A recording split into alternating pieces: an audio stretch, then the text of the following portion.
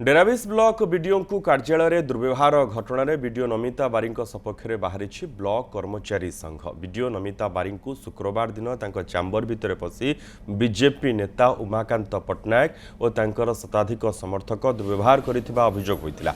एने सदर थाना एतला देछि संघ। एने ब्लॉक परिसर में संघर गुरुत्वपूर्ण बैठक अनुष्ठित होइछि। दुर्व्यवहारकारी विरोध में कार्यानुष्ठान नहेले संघ आंदोलन को ओह्लाइबा पई चेतावनी देछि।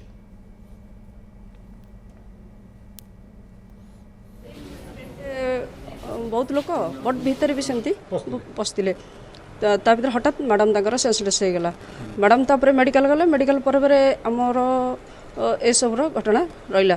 तापर मैडम को जदि आमर ब्लॉक रो मुख्य कर्ता तांको जदि असुरक्षित सी मन कर बर्तमान असुरक्षित अवस्था से अच्छा बट आम जीपी रे जाइकिना केमती कौन सुरक्षित कार्य करूँ।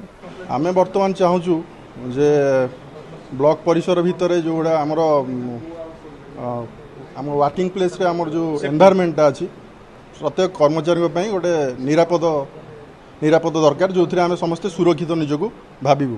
जदि आमर ये अधिकारी आमर जे डीडीओ सी जदि ये सुरक्षित ना आम ये मुक्त बा अबाध काम करूँ केमती कौन।